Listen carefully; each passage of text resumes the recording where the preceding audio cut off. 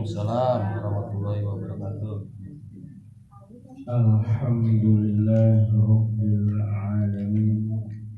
Wassalatu wassalamu ala asyrafil anbiya'i wal mursalin Sayyidina wa nabiyina wa habibina Muhammadin sallallahu alaihi wasallam wa ala alihi wa sahbihi ajma'in.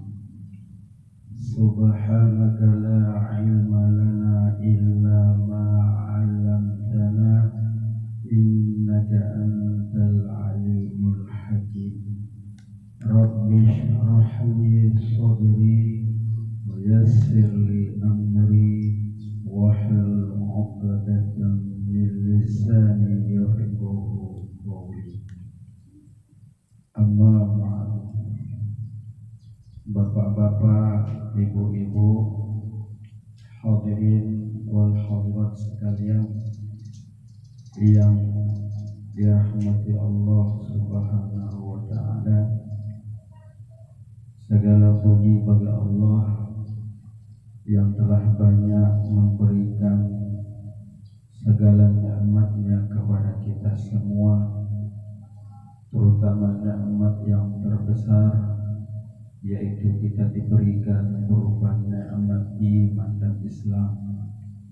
Dengan nikmat tersebut kita dapat melaksanakan apa yang Allah perintahkan kepada kita semua, serta menjauhi akan larangan-larangannya.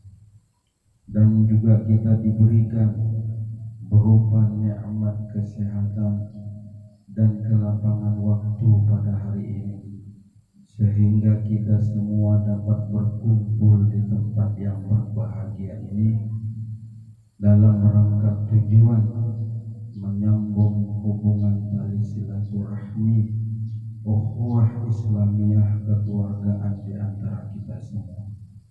Mudah-mudahan perkumpulan kita pada hari ini mendapatkan rahmat hidayah dari Allah Subhanahu wa ta'ala. Bapak-bapak, ibu-ibu sekalian, Nabi kita Muhammad sallallahu alaihi wasallam bersabda, "Man sarrahu lahu fi rizqi wa an sa'alahu fi aghari falyasil rahimah." Man sarrahu an yubsata lahu fi rizqi wa an yunsa'alahu fi athari falyasil rahimah. Apa kata Nabi kita? Barang siapa yang menyambung hubungan silaturahmi, maka Allah akan memudahkan rezekinya dan juga memanjangkan usia umurnya. Maka itulah yang dianjurkan di dalam agama kita, sebagaimana Nabi kita memerintahkannya, agar kita selalu menjalin hubungan silaturahmi di antara kita. Karena bagaimanapun ini adalah perintah, kewajiban bagi kita semua, bahwasanya menyambung hubungan silaturahmi itu adalah kewajiban di antara kita semua. Dan barang siapa yang memutuskannya, maka orang tersebut jauh dari rahmat Allah. Orang yang selalu menjalin hubungan silaturahmi, sudah pasti Allah akan meluaskan rezekinya, akan memberkahi rezekinya, akan memudahkan rezekinya. Rezeki di sini ini bukan hanya berbentuk materi harta benda, tapi juga kesehatan, ketenangan di di dalam hati dan pikiran, serta mendapatkan ilmu pengetahuan yang bermanfaat dari Allah Subhanahu wa Ta'ala, serta keselamatan keluarga kita daripada musibah yang akan datang kepada kita. Dan juga usia kita akan dipanjangkan oleh Allah Subhanahu wa Ta'ala, tetapi bukan sekedar dipanjangkan usianya, tetapi diberkahi umurnya. Diberkahi di sini dia selalu mentaati Allah, dia selalu beribadah kepada Allah serta mentaati Rasulnya, sehingga mendapatkan kebahagiaan di dunia dan di akhirat nanti. Bapak-bapak, ibu-ibu sekalian, inilah silaturahmi yang penuh dengan banyak manfaat bagi kita semua. Pada saat ini kita berkumpul bersama-sama, inilah tujuan kita untuk menyambung tali kasih sayang di antara kita, sehingga terus terjalin kebersamaan, kekompakan di antara kita sesama keluarga, sehingga tidak ada pertikaian, perselisihan di antara kita. Inilah manfaatnya yang terbesar daripada kita menghubungi sanak saudara kita, menjalin hubungan tali silaturahmi kasih sayang di antara kita, serta menghilangkan dendam, iri, dengki dan segalanya. Maka dengan ini kita akan selalu mendapatkan keberkahan dalam umur dan rezeki kita, kalau kita selalu mau menjalin hubungan kasih sayang ini. Kalau seandainya kita memutuskan hubungan tali silaturahmi kasih sayang di antara kita, sehingga terjadi perselisihan, pertengkaran serta permusuhan, sehingga kita tidak lagi mau berkomunikasi dengan saudara kita, maka Allah akan mengancam kita dengan neraka, dan Allah tidak akan memasukkan kita ke dalam surga. Sebagaimana Nabi kita mengatakan, la yadkhulul jannata qati'ur rahim, tidak akan masuk surga orang yang memutuskan hubungan silaturahmi. Maka ancaman dari Allah, kalau tidak masuk ke dalam surga, berarti dia masuk ke dalam neraka.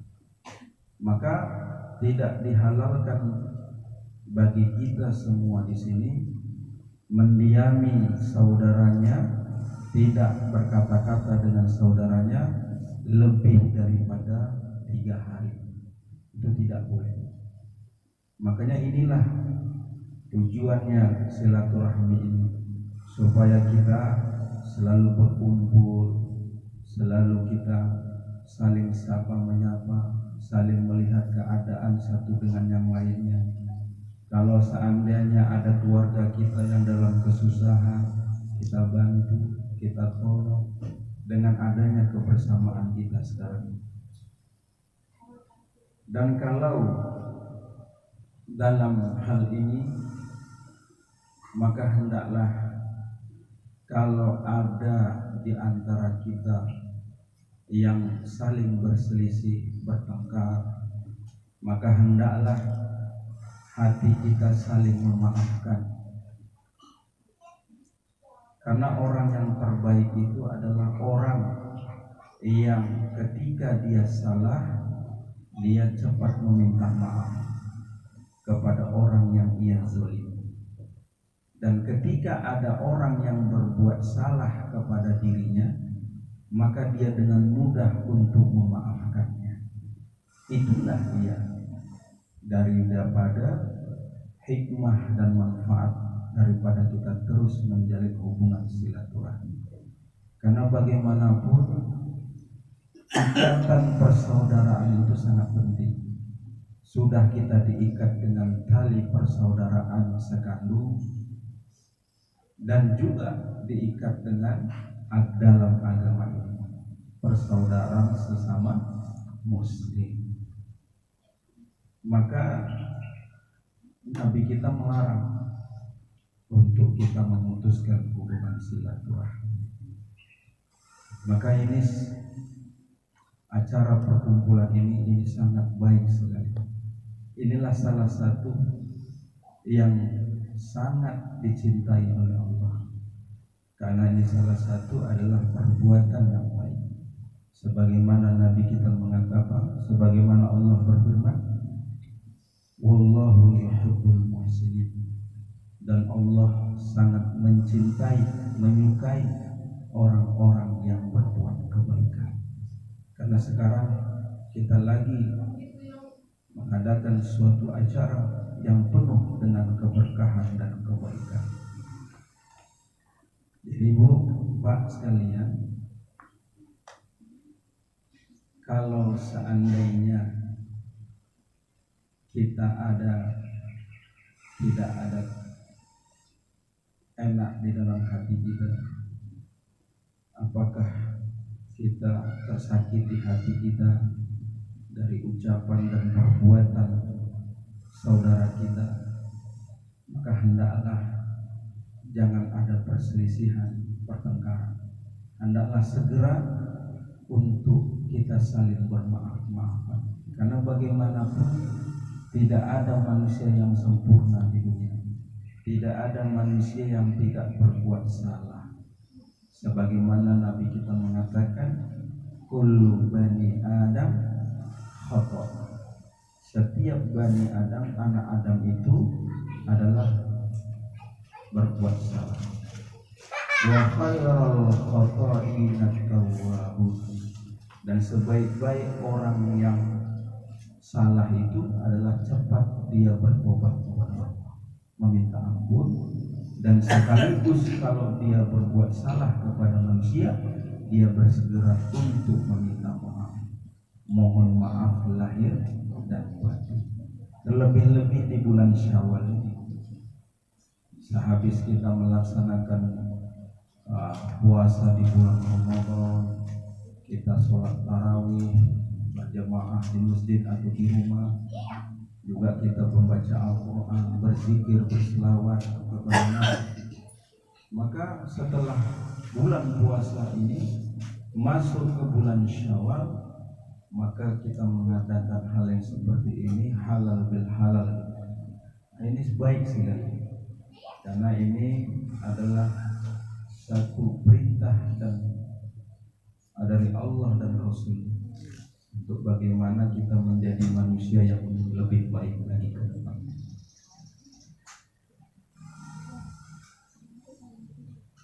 Karena memang sangat berat ketika hati kita itu tersakiti oleh ucapan, oleh perbuatan saudara kita.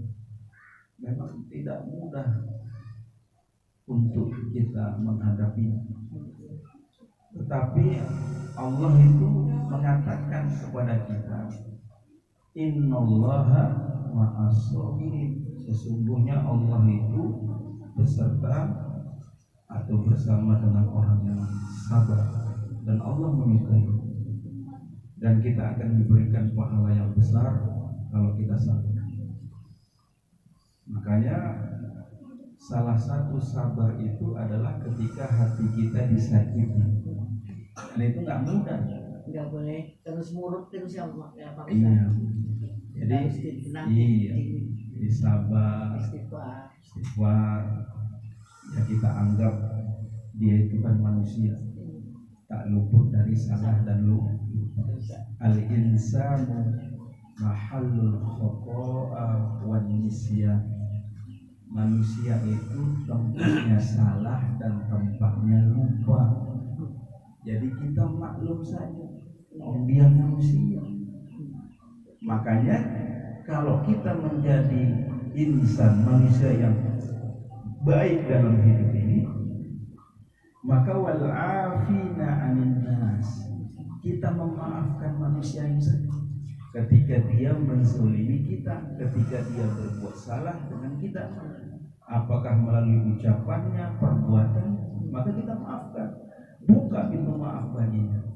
Maka itulah orang yang terbaik. Jangan ada mendam di dalam hati kita, dan itu jadi penyakit bagi kita. Di batin kita jadi nggak sehat ya. Nah, itulah salah satu kita tidak memaafkan lagi. Jadi coba sama orang itu tidak malu. Iya.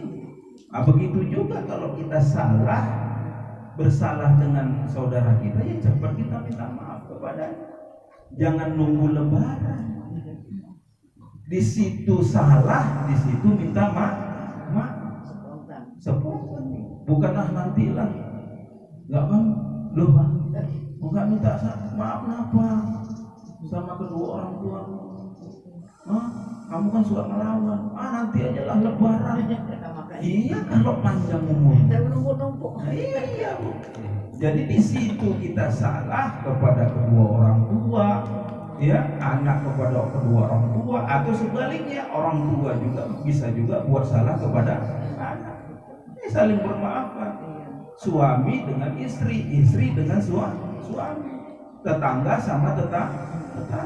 Ya saling bermaafkan. Tapi jangan waktu nunggu lebaran baru bermaaf-maafan. Kalaupun sudah minta maaf pada waktu itu, ya ketika lebaran ya minta maaf lagi, iya kan? Sesuai dengan mengikuti tradisi kita. Apa salahnya kita selalu kita meminta maaf lagi, agar lapang hati kita. Makanya kalau ada yang mengatakan, sakit kali hatiku dengan ucapan, dengan perbuatan ini, padahal dia saudara kandungku, dulu masih kecil, aku jaga, sekolah aku biayai, sampai ke perguruan tinggi, sampai jadi orang, tapi sama saya lupa dia, nggak mau, nggak terkenang dia jasa baik abangnya kakaknya, udah jadi lupa. Jangan, udah biarkan aja. Kita doakan, kita doakan dia akan selalu mendapat hidayah, akan terbuka pintu hatinya, kesadaran. Kalau udah dibuka Allah kesadarannya, kan dia akan ingat, oh iya, aku salah. Aku seperti ini sekarang karena ada orang yang berjasa dalam hidup. Tutup ya.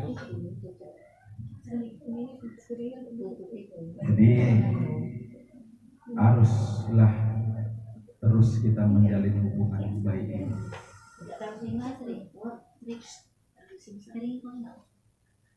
Jadi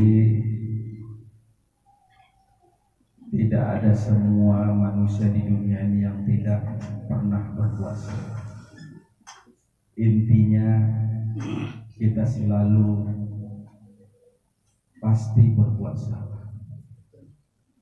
Kalau kepada Allah, ya selalu kita buat salah. Cuma bedanya, kalau berbuat salah kepada Allah itu mudah. Istighfar aja udah dihapus dosa kita. Ya kan bang? Nengok, Ampun aku ya Allah. Nengok sesuatu yang diharamkan Allah, ya kan? Yang bukan istri kita, nengok perempuan lain, terbuka auratnya, istighfar, astagfirullah, terhapus dosanya, hapus dosa mata. Ya tapi janganlah ditengok itu terus ya kan? Istighfar juga salah juga ya. Nah, itu namanya sengaja. Kalau bertobat kepada Allah itu mudah. Karena apa? Innahu huwal ghafurur rahim. Sesungguhnya Dia, Allah itu Maha Pengampun lagi Maha Penyayang. Tapi yang sulit itu berbuat salah kepada manusia. Kenapa? Di dalam Islam ini diajarkan hablum minallah wa hablum minan nas. Baik kepada hubungannya kepada Allah dan baik juga hubungannya kepada sesama manusia. Itu. Jadi kalau ada orang hanya baik hubungannya kepada Allah, sholat 5 waktunya nggak pernah tinggal, berpuasa di bulan Ramadan, berzakatnya, dan dia tidak mau menyadari kesalahannya dan tidak mau meminta maaf kepada orang yang dizoliminya, ya sama saja. Tak ada artinya, sia-sia. Jadi cuma jalan satu. Iya, karena nanti kata Nabi di hari kiamat nanti, Nabi berkata kepada para sahabat, di hari kiamat nanti ada orang yang tumpul, bangkrut. Lalu sahabat bertanya, siapa orang yang bangkrut nanti di hari kiamat ya Rasul? Ada orang nanti pada hari kiamat membawa pahala yang sangat banyak. Pahala sholat dibawanya, pahala haji dibawanya. Kasih habislah. Udah habis pahalanya dibagi-bagikan kepada orang yang pernah dia zolimi ketika hidup di dunia itu. Datang pula lagi, masih ada yang datang minta keadilan. Ya Allah, aku juga pernah dizolimi ya Allah. Gak ada lagi pahala yang dibagi. Nah, kalau begitu dosa orang yang kau zolimi itu kau tanggung. Sudahlah pahalanya habis, menanggung dosa orangnya. Belum lagi dosa dia sendiri. Itulah yang kata Nabi, orang yang sangat bangkrut di hari kiamat. Aturan kita masuk surga itu. Kenapa kata Nabi? Ketika orang yang beriman kepada Allah, dia yakin dengan negeri akhirat, dia yakin dengan surganya Allah, ya kan? Dia menjalankan apa yang terdapat di dalam hukum Islam, menjalankan ibadah sholat 5 waktu, berpuasa di bulan Ramadan, membayar zakat, naik haji ke kota suci Mekah. Seharusnya orang seperti ini, kata Nabi, dia pasti masuk ke dalam surga. Tapi kenapa yang terjadi? Dia bangkrut di sana. Aturan dia masuk surga karena dia banyak menzolimi manusia dengan ucapan dan perbuatannya, sehingga menyakiti banyak hati manusia, maka dia orang yang bangkrut. Seharusnya dia masuk ke dalam surga, akhirnya dia masuk ke dalam neraka. Inilah orang yang buruk. Makanya hidup ini nggak bisa kita hanya hablum minallah, hubungan baik kita kepada Allah, harus juga hablum minannas. Maka bagus sekali acara seperti ini. Sudah kita baik hubungannya kepada Allah, kita kumpulkan keluarga kita setiap bulannya, ya, untuk mengadakan satu acara silaturahmi seperti ini, lebih memperkuat hubungan kekeluargaan kita. Adanya kebersamaan, kekompakan di antara kita. Hilangkan semua di antara semua di dalam hati kita. Saling iri, saling mendengki dengan saudara. Hilangkan itu semua. Seharusnya kita saling mendoakan satu dengan yang lain. Nah, begitu ajaran Islam, begitu indah dan begitu sesuai dengan fitrahnya manusia. Inilah kebenaran di dalam agama Islam. Terlebih-lebih seorang anak kepada kedua orang. Terlebih lagi seorang istri kepada suami. Maka oleh karena itu baik sekali lah kalau acara ini terus dibuat agar senantiasa hubungan keluarga itu terjaga dengan baik. Maaf ya Kak, Iya. kalau sebulan sekali Ustaz mau dipanggil. Insya Allah. Kalau panjang umur. Ada banyak umur, murah rezeki. Jadi mungkin ini sajalah ya Bu, Pak sekalian yang dapat saya sampaikan, karena sesuai dengan apa yang disampaikan oleh abang saya, Abang Adi, ya, minta waktu setengah jam saja, karena kan nanti kan banyak acara lagi. Jadi sampai di sini aja lah yang dapat saya sampaikan. Ya, ini sekedar juga perkenalannya Bu ya. Ya, silakan. Nah, jadi kita tak kenal, sekarang kita menjadi kenal. Kalau sama Pak Rozi, Iya. saya udah kenal udah lama. Iya. Nah, apalagi sama Bang Adi, nah, Bang Anto, udah kenal. Jadi sampai di sini aja ya Pak Ibu sekalian. Ya, mudah-mudahan apa yang saya sampaikan pada hari ini bermanfaat bagi kita semua. Amin ya rabbal alamin. Seperti biasa, kalau saya menutup tausiah itu ditutup dengan doa agar mendapatkan berkah. Ustaz Mina mau nanya. Nanti ya Bu, Nanti Ustaz tanya menanya ya. Bismillahirrahmanirrahim. Alhamdulillahirabbil alamin. Wassalatu wassalamu ala asyrafil anbiya'i wal mursalin sayyidina nabiyina Muhammadin wa ala alihi wa sahbihi ajma'in. Rabbana ighfir lana dhunubana warhamna wa liwalidina warhamhuma kama rabbayana shaghira wa li jami'il mu'minina wal mu'minat wal muslimina wal muslimat al ahya'i minhum wal amwat bi rahmatika ya arhamar rahimin. Rabbana atina fid dunya hasanah wa fil akhirati hasanah wa qina adzabannar wa qina adzabannar wa qina adzabannar. Allahumma inna nas'aluka ridhaka wal jannah wa na'udzu bika min sakhatika wan nar. Allahumma ja'alna jam'ana hadha jam'an marhuma wa tafarraqna min ba'dihi tafarraqan ma'suma wa la taj'al fina wa la minna wa la ma'ana syaqiyyan wa la mahruma bi rahmatika ya arhamar rahimin. Rabbana taqabbal du'ana innaka antas samiul alim. Tub 'alaina innaka antat tawwabur rahim. Sallallahu ala sayyidina nabiyyina Muhammad wa ala alihi wa sahbihi ajma'in. Subhana rabbika rabbil izzati 'amma yasifun. Wassalamun 'alal mursalin walhamdulillahi rabbil alamin. Ada yang tanya Bu? Saya tanya dulu. Tutup Pak, tutup Pak. Pertanyaan apa lagi? Tanya. Siapa tuh? Nggak mau tanya.